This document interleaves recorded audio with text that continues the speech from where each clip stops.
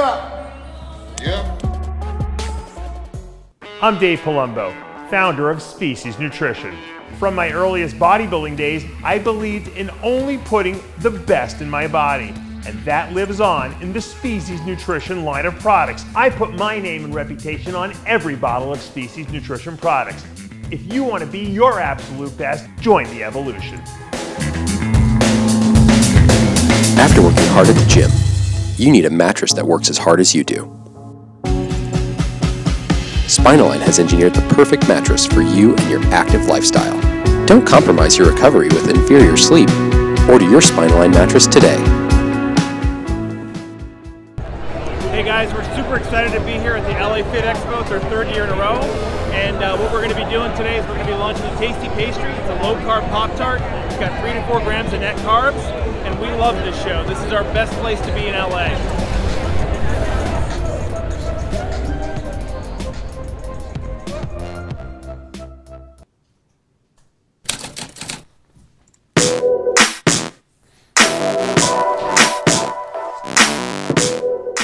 RX Television on RxMuscle.com. This is Ask Dave, better known as hashtag Ask Dave, your 30-minute question and answer show with Dave Palumbo. I'm your host, Sadiq Faruqi.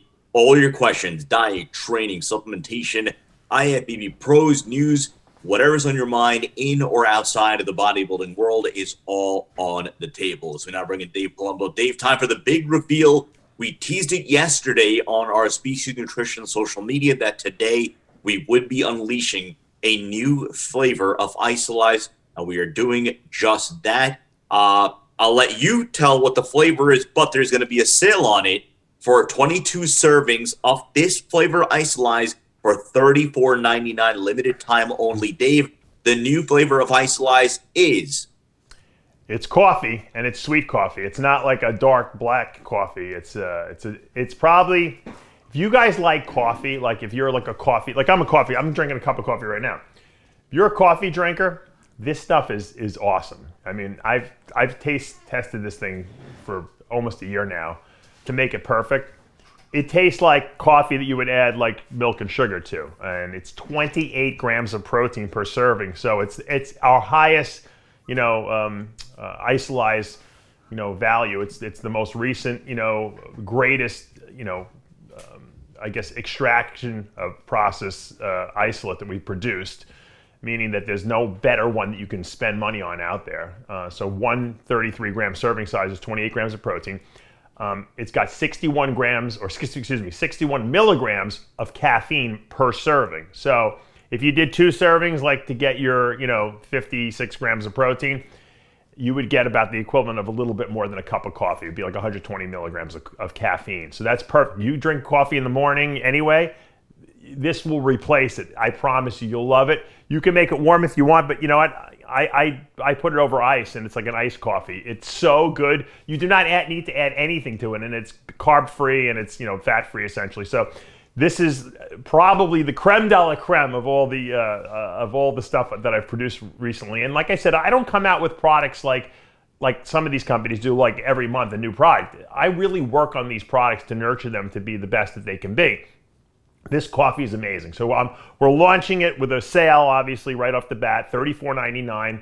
And you can get free shipping if you buy over $100 worth of products at speciesnutrition.com. This particular sale, you can't use a coupon code on, although if the rest of your order you can use it on. It just won't be applicable to this item.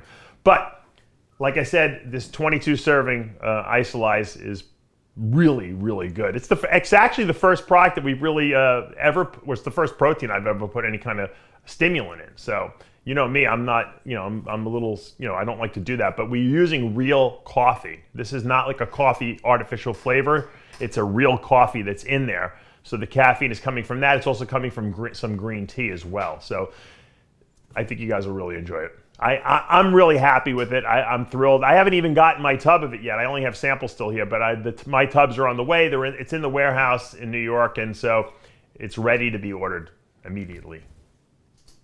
So there you have it, coffee-flavored Isolize with a kick of caffeine. $34.99 for the 22 serving. Hit the link below. As we said, it's going to be here to stay, so it's an exciting new addition to the isolized line of 27.5 grams of protein per serving. Only at Species.Nutrition.com. Let's go to the questions. The first two questions from the Dave Palumbo Experience app. The first question, Dave, I do frequent blood work and there seems to be no difference in my test levels from taking 400 mg a week to 1,000 mg a week. Why do you think that is? Should I just stick to the lower amount of 400 if I feel that there is no difference? Well, here's a proviso to that. Are your blood work, when you go for it, you have to go for it exactly the same time. Like, in other words, if you take a shot on Monday and you go for blood work on Friday or Thursday, and then the second time you go for blood work, it's maybe 2 days out from the shot, you might get different levels on blood work. The key is, if you're taking more, you're getting better results with the higher dosage than you are with the lesser dosage. So a lot of times it's not about the blood work and what your blood levels are, it's about how you feel and are you responding better to the higher amount. Now, there could also be an issue with the potency of the drug. Maybe there's not as much in there as you really think. So it's hard for me to make a definitive statement on that. I would I would test the testosterone with the Roy test kits that we sell at DavePalumbo.com, and I would also use the semi-quantitative test on it to see if it's up to the right milligrammage. If that tests out properly, and then you might want to go and get blood work on the same day after the shot you're doing. So if you're doing 3 shots a week, okay, you would go, maybe like 2 days after a shot and before the next shot. I don't know, but you got to compare the same days to the same days, or it's not always valid. You really shouldn't, if you're taking a higher dosage, have the same value as on a lower dosage. It just doesn't make any sense to me for total testosterone, that is. Free testosterone can alter because your body can inactivate it or not. But on the total testosterone, you should theoretically be higher if you're taking more. I don't know why you wouldn't. It doesn't make sense, like I said, unless something is either, once again, you're not testing it on the right days because you're not comparing apples to apples, or your stuff is not dosed properly. But I don't know. So it just doesn't logically make sense that your total testosterone wouldn't be higher. Second question, again from the Dave Palumbo Experience app. Layne Norton just posted on Instagram about some study that proves that carbs and insulin don't matter for fat loss. The only thing that matters is total caloric intake. Is this true? By saying the word total caloric intake, it's not true right off the bat. And I don't care what he says. There's no way you can say that, you could eat all carbs, okay, and eat a diet that's 3,000 calories, and you could eat all protein that's 3,000 calories, and then have the same outcome. It's just impossible. I don't even want to comment. It's a moronic statement, to make that all calories are equal. We know that that's not the case. Let's go to the Instagram questions. Again, if you're not already following us, our handle is official_RxMuscle. If you're not already following us on YouTube, hit the subscribe button below, hit the notification bell. You're not going to miss any of our segments, any of our upcoming shows, any of the drama that we might have here. Hold on, I want to just make a statement here, just because I'm friends with Layne. I'm not calling Layne Norton a moron. I'm saying that the study is moronic to imply that, people who work out and train and who eat, no matter what they eat, as long as the calories are the same, they get the same outcome. That's not true. I'm not saying that Layne's a moron. Okay, I just want to just put that out there because I am friends with him. So to avoid another drama. Yeah, because I like I don't want to people say, I'm not calling him a moron, that's all. No. We know, obviously, you had Layne on the show about a month and a half ago. Yeah. Obviously, you get along. So no, absolutely nothing against Layne. But again, if you're lately I got a big mouth, so I got to watch what I'm saying about people. Just kidding. Again, if you're not already subscribed, hit the subscribe button below, hit the notification bell. If you like what you're watching, hit the like button, comment below, obviously. By the way, I would be remiss if I wasn't to mention that the big Lenny versus Mr. G MMA fight is officially on. We did have them both back on after hours this week, and they both confirmed, if you guys haven't watched the show, that they want to fight each other. We try to work it out. They want to fight each other. Lenny wants the views. Mr. G wants the redemption, and so that's what's happening. I'm actually trying to talk Mr. G into making actually it was Valentino's idea to make a big Lenny cookie and to sell a cookie cutter with it just to go along with the cookie. So, no pun intended, of course. So we're caught up with everything that has been going on over the course of the last week relating to the channel. But again, as always, we appreciate all your support as we do what we do. Let's go to the questions. The first question from Neil Zalewski, good friend of the show. Why do some bodybuilders today, like Ian Vallier, for example, lift super heavy, but others never seem to lift past 405 on anything? Is it just how they respond, or are some guys limiting themselves? I think in some people's, when I try to lift, I was moving my weight up in squatting, and I went from 315, I was squatting 405, I actually got up to 500 was like a real, milestone. And then I was really putting a lot of size on it, and I started inching closer to that 600-pound mark. 600 or 585, that was 6 plates on each side, was a very, very tough hurdle for me to get past. It felt enormously heavy, it made, from going from 3 plates with a 35 on each side from going from 5 plates with a 35 on each side to 6 plates felt like 1,000,000 pounds. And I actually, for a couple weeks, had to actually just walk out with the weight to feel it on my back. And of course, almost 600 pounds is a lot of weight. But once I got it and started doing it, regularly, I was banging 6 reps out with it. But it was a very big mental hurdle for me to get past, and it was very traumatic nervous system wise. My body was really shot after doing those workouts with 600-pound squats. So for me, there was a mental aspect to it, and then there was also a actual physical taxing of my body, and I would feel nauseous after doing those workouts. So a lot of people don't want to go there. It's a very, very tough place to go to when you start getting the weights over a certain amount, because it psychologically plays with you. It is dangerous to a certain degree. I mean, if God forbid something goes wrong, you have to have a really good spotter.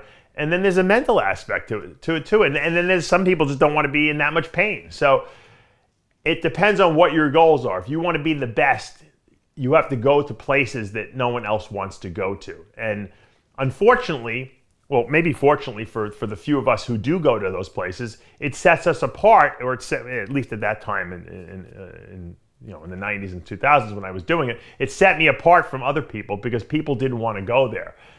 Even though most people can go there if they want, it's just you have to prepare. You have to have the right training, the right rest, the right nutrition, the right supplementation, the right performance-enhancing drugs. You have to have the right spotter, the right gym, the right equipment. There's a lot of things that have to align themselves for you to get to that place. But when you set up all those things in the right order, okay, and you have them all in place, it enables you to go past what the normal human being could do. Now, there's ramifications to that. One of the good ramifications is that you build a lot of muscle, okay? One of the negatives is that you risk injuring yourself very severely. And if you don't do it, short term, it might be a long-term injury that you're gonna, you might need a hip replacement down the road, or shoulder, problems, you're beating your body up. So you have to be willing to go there and basically sacrifice something to get to a level that no one else is able to get to. So it has to be a mindset, it has to be a personal decision on your part, and you have to then apply every aspect of every resource that you have, both mentally, emotionally, and physically, and financially, to get yourself there.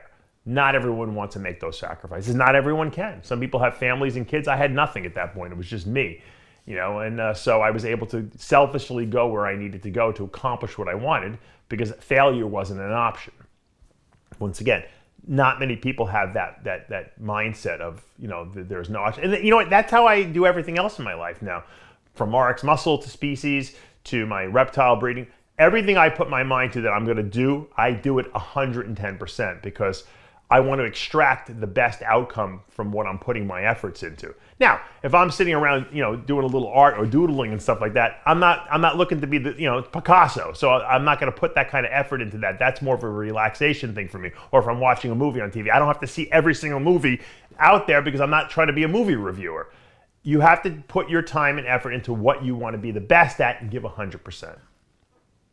Interesting one here from Reese Berry. It's hard to tell how big a pro actually is based on photos, what's a good waist, shoulder, arm measurement, etc. for an open competitor. I know it's all about image and the illusion, but everybody throws around, quote, 22-inch arms. We never really get any more info than that. What were your measurements, if you ever took any, while you were at your biggest? Yeah, my arms were about 22 and a half, I think. I think one was like 22 and a quarter, one was 22 and a half, which was big for me because it was hard. I didn't have naturally big arms, you know. So it really took a lot to build. And I have a long arm. So a long arm is a little tougher to build. Shorter arms tend to get bigger, easy, or at least look bigger, easier. You know, you see a guy with a short arm who's got an 18-inch arm, it looks like it's 22 inches because it's so compact. But that's why Lee Priest's arms are so freaky, because he's legitimately got like 22-inch arms, or had, you know, he probably still has 22-inch arm, and he's short, so it looks like they're 25 inches on him. So, you know, I think a lot of people haven't seen people who are super impressive up close. You know, people used to tell me that about myself at my heyday. Like, looking at you in person was like you couldn't duplicate it in pictures because my legs were really big and my whole upper body was really big. You know, when you weigh over 300 pounds and you're pretty lean, it's an impressive sight. But I saw myself every day. I didn't see myself as being that big. But I'll tell you one thing: Kovacs, Greg Kovacs, I've said this before, at 400 something pounds was a sight to be seen. He was very impressive. Levrone in person was nutty looking. Absolutely nutty looking. When he would take his shirt off and wearing a tank top with those delts and triceps, that was a very, very impressive person to see in person. And, you know, I've seen other big, top level pros in person, but he was very impressive to me, to the point where, like, I wanted to quit bodybuilding. That's how impressive he was. Because some people just have like really, really crazy looking structures. I got news for you. Orville Burke at his biggest, for those of you who remember Orville, was crazy impressive because his shoulders were like this big and his waist was this big. He had big sweepy quads. He was very impressive in person. Edgar Fletcher was very impressive in person, if you remember him as well. So there were guys that, like, maybe, people don't really know that just had huge structures. A huge structured person is always more. Jay Cutler is very impressive, I thought, in person too, in his heyday, because he's so wide. Nasser was impressive too, but Nasser didn't walk around shredded all the time. So I think, and he always was covered up, so people really didn't get a true taste of, of what he had going on. But there were some, just monstrously big guys out there that were impressive, and they didn't even have to have 25-inch arms. Kovacs' arms were about 24 inches, at his biggest. And that was, and like I said, to see a guy 6'2", 400 pounds, that was and I've said this before, most impressive. Ronnie Coleman's probably from a crazy round, cartoonish look. He used to wear these like NPC shirts. They had the sleeves cut off. That delt, arm, bicep, forearm was so impressive. Just hanging there on the table, while you're out to eat with him, like you couldn't take your eyes off it because he was so. I mean, he just genetically had good arms, and then he made them enormous. They looked like they were 30 inches. I'm sure they weren't, but they looked 30 inches. His arms were insane looking. If I had to have a pair of arms, man, that would be the pair of arms I'd want. We get this question quite often, the comparison between white rice and brown rice, but this one specifically, pre-workout, which would you prefer? If I was going to eat a meal like off season, like pre-workout, which would probably be an hour before, I liked brown rice. I felt like I had a much more even distribution of blood sugar because, brown rice, because it has a husk on it, which has fiber, lowers the glycemic index, meaning that it gets absorbed a lot, slower, which means that your body releases insulin on a much lower level because over a longer period of time. So it's a much more sustained carbohydrate. I felt that I got my workouts better on those on brown rice type stuff, pasta, which had lower glycemic carbs, low glycemic index. Whereas white rice, you feel it real quick. It blows right into your muscles very fast. You get a good pump, but a lot of times you can get a low blood sugar effect. When I would diet, I would like to eat the higher glycemic carbs because it wasn't as sustaining, and it would seem like my body would burn them off faster. But I know people that would eat white rice off season all the time too. So it kind of like you have to kind of figure out what works best for your body. At certain times I would eat higher glycemic carbs like white rice, like maybe after I trained. Whereas, like before, I don't like to get the crashes while I was training, even though I would sip a carb drink sometimes too. But, I like the more sustained carbs. I would switch it around, to be honest with you, but really you have to see what works best for your body. Because some guys that I work with, I put on like brown rice and sweet potatoes, which is lower glycemic carbs, and some guys I have on white potatoes and white rice, and they do, because they do really well in it. So once again, it really depends on how your body responds to the carb, and that's why it's hard to make a general blanket statement for everyone. Let's go to VG Semino. In the last 4 weeks of prep leading up to the show, using the compound Aromasin to reduce estrogen and harden up, how far out would you start, and what dosages are we talking? You know, if I have someone on 1,000 milligrams of testosterone, or a little higher or a little lower, I immediately put them on an aromatase inhibitor. Okay, now if they were on H.I.T, I wouldn't necessarily do that unless they had severe estrogenic side effects. But on a cycle of that magnitude, you're going to have aromatization if you're, because some of the testosterone has to convert. So in that case, I usually start people off every other day on an aromatase inhibitor, whether it be 0.5 milligram of Arimidex every other day, or 12.5 milligrams of Aromasin every other day, or 2.5 milligrams of letrozole, which is Femara, every other day. I usually start them on that, and then I see how their bodies respond. If they're experiencing estrogenic side effects, gynecomastia, bloating, then I will increase it, maybe to every day, okay, or bump it up a little higher every other day. If it just seems like we're not doing something right, and the estrogen levels are just not right, then I'll send them for blood work and check them. And if they're super high, then we have to give them more. Some people are very big aromatizers. The more body fat you have, it seems like the more you aromatize. I never was a very big aromatizer, but I had glandular tissue initially, early in my career. I took 1 shot of testosterone, and I needed my gyno taken out.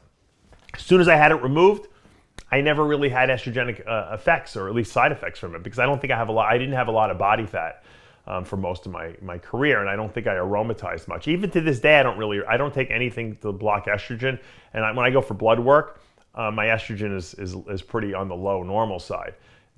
Ironically, though, I convert a lot to, I'm a big DHT converter, so I don't convert testosterone to estrogen, but I convert it to DHT, because I haven't taken a single shot of testosterone for 5 years. I mean, I'm essentially, off, all hormone, replacement in that sense. And the funny thing is that my DHT levels, and I take finasteride because I started taking it 25 years ago for hair loss, and I'm still in the normal range, even on no, HRT and on finasteride, and I'm still not too low. So and when I checked, I had my DNA tested, we've talked about that before, about testing your DNA, I'm a very high converter to DHT according to my DNA. So you have to know what your weaknesses are and what your strengths are, so to speak. If you're a big aromatizer, then you probably need to take more aromatase inhibitor. If you're not as much, then you could get away with it.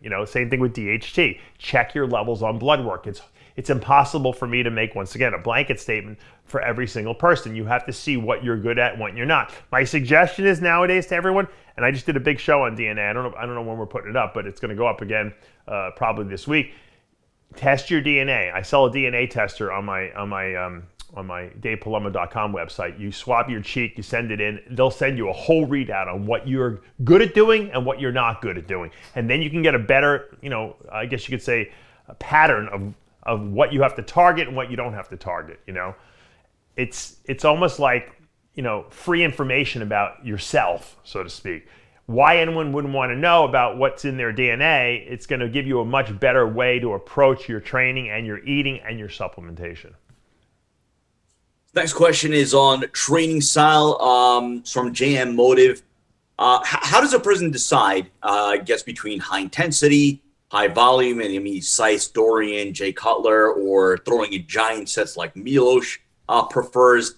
How do you come to a conclusion of which training style works best for you? It's a good question, and I'll tell you how I came to that conclusion, and you'll probably do the same thing. Trial and error. You try all the different training styles. You do 6 weeks of high volume, or training your body, maybe multiple times a week, more than one time a week. Then do low volume training with only training each body part once a week. You'll find the system that works best for you. For me, it was my body overtrained really easily.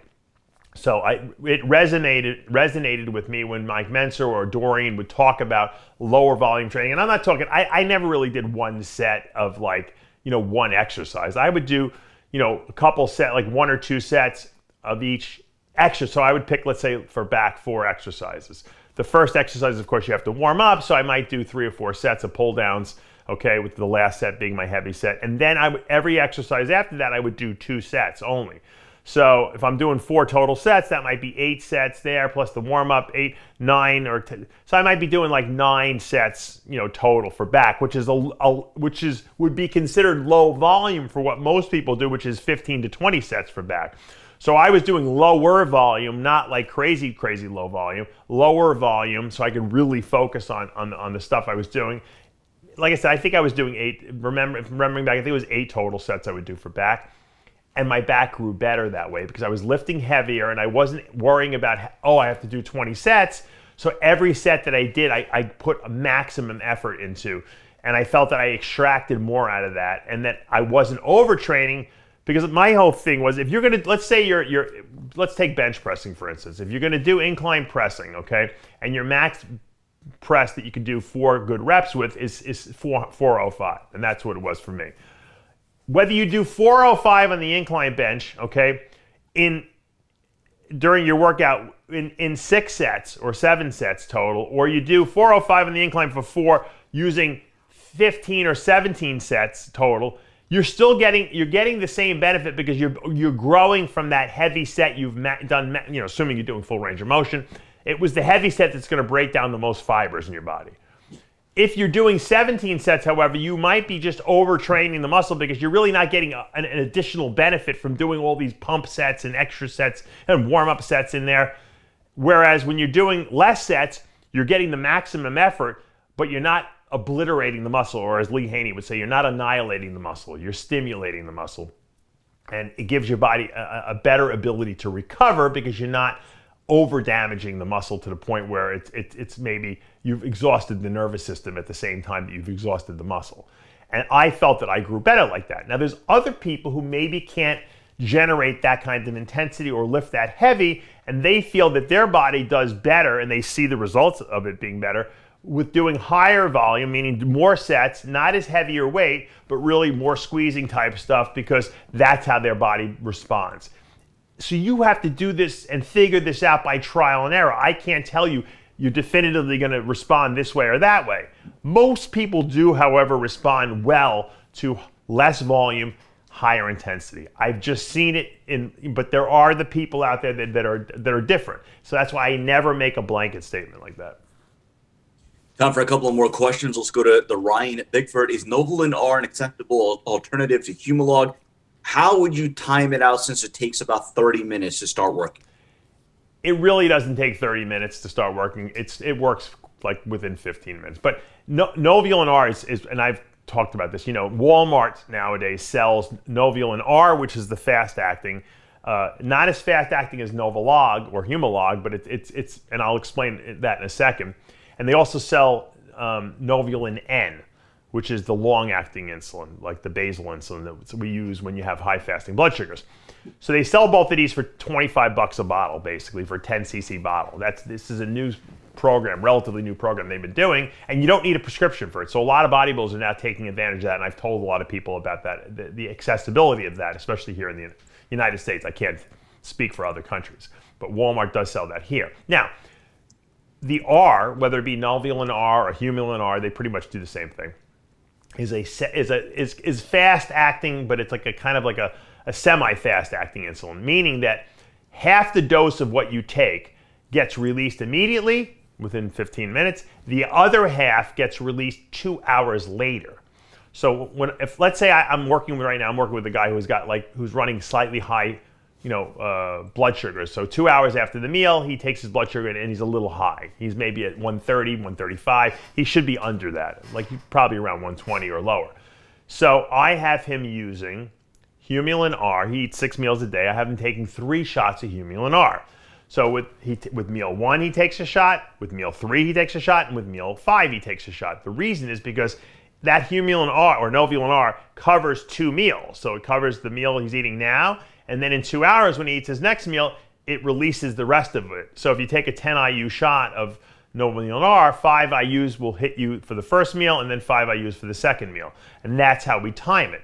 Now, if you're using insulin just because you want to grow a little bit, you don't necessarily need to take 3 shots during the day. You might not have to cover all your meals. You might want to just cover 4 of your meals, like the first 2 meals and then maybe the next 2 meals, and then the last 2 meals you don't want to have to deal with insulin because you don't want to go low, and maybe you don't eat as many carbs before bed, so you might not even deal with that. So that's how I utilize it. During my career, I would take 2 shots of Humulin R. Back then that's how we used to get the Humulin R from the pharmacy. It was only $27. Now it can be over $100. But like I said, Walmart has the Novilin R, the Rely On brand. It's like a generic, but it's really not, and they make it more affordable. But it's the same thing. And but like I said, back in the day, I would take 2 shots in the morning, and then I would take it 5 hours later or 6 hours later for the second shot, and that would seem to keep. And I didn't test my blood sugars. I just know I grew better when I did that, especially off season with the amount of carbs I was eating. And I used to do 10 IUs in the morning, and then I would do about 8 IUs for the second shot. You have to base how much you're going to do based on how much food you're eating. So if you're eating at least 50 grams of carbs per meal, you can do your 10 IUs, because you're going to release 5 IUs, which will cover 10 carbs, and then 5 IUs again, you'll get in 2 hours later, will cover the 10 carbs. Will cover 50 grams of carbs.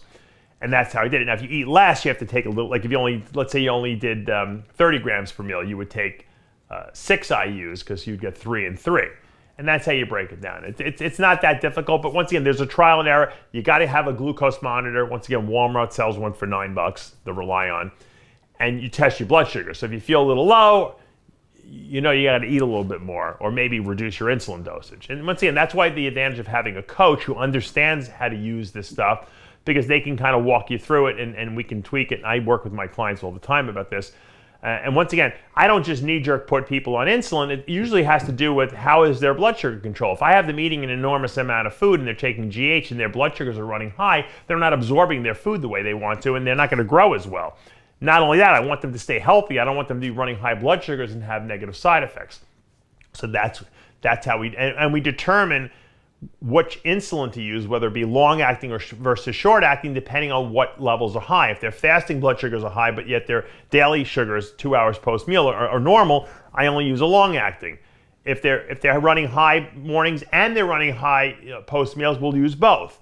And once again, so people always ask, what's the protocol? Well, the protocol is dependent upon what your body is doing. And that's a very important point to make. You don't just knee-jerk take insulin because you think, oh, I'm going to grow more muscle with it. If you don't really need it, it's not going to do anything for you. You're just replacing what your body's producing. But if you're not efficiently absorbing your food and you are running slightly high blood sugars, and we can maximize the absorption of those carbs and give your pancreas a break, we're going to get health benefits and we're going to get muscle building benefits. Last question before we do that. Again, right now, SpeedsNutrition.com, a brand new flavor of Isolized, coffee flavored Isolized with a kick of caffeine, 22 servings, $34.99. Hit the link below to get yours first. Brian Lack, what's worse to have in bodybuilding, in your opinion? Weak legs or poor midsection? They both suck. No one wants that. I guess, what? Bad midsection is very hard to fix. Bad legs you can fix, right, by training and making them bigger. So if you have like a fat or a lot of loose skin there, or you have a very wide waist, there's very little you can do to fix that. I mean, you can wear a waist shaper and try to bring it down a little bit, but it's hard to fix structure. It's easier to fix muscles that are not big enough, because you can make them bigger, assuming you don't have an injury. I know guys who have terrible knees and they just can't squat, or they have a bad back.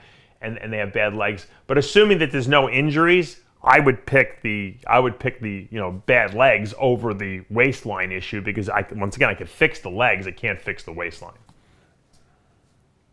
That's going to do for this episode of Ask Dave. Again, brand new flavor of Isolized coffee. Hit the link below. Be the first to get it. Coffee with a kick of caffeine. $34.99 for 22 servings. Thing of Isolized. Again, 27.5 grams per serving. Pure whey isolate now in coffee flavor. You can have it hot. You can have it over ice if you are a fan of iced coffee like myself. Yeah, I was going to say, Sid, what I really want to know is, I want to know what I very rarely ask your opinion on supplements, because I know you're not a big supplement user, but you're a coffee connoisseur. So yes, we sent you your tubs. I actually sent out a bunch of tubs to all the RxMuscle people to try. Because I want the coffee, especially you and Chris Aceto, big coffee drinkers. If you guys approve of it, I know we hit a great product. I'm stoked. No, I mean, again, I mean, I go through about 3 to 4 cups a day, all ice. So I'm excited to put it over ice, throw a little half and half, whatever, see what comes out. But I'm stoked for it. You should be too. Again, check it out. Coffee flavored ice slice. Hit the link below. $34.99, 22 servings. For Dave Palumbo and Tyler Shore, I'm Sadiq Faruqi. We'll see you next time.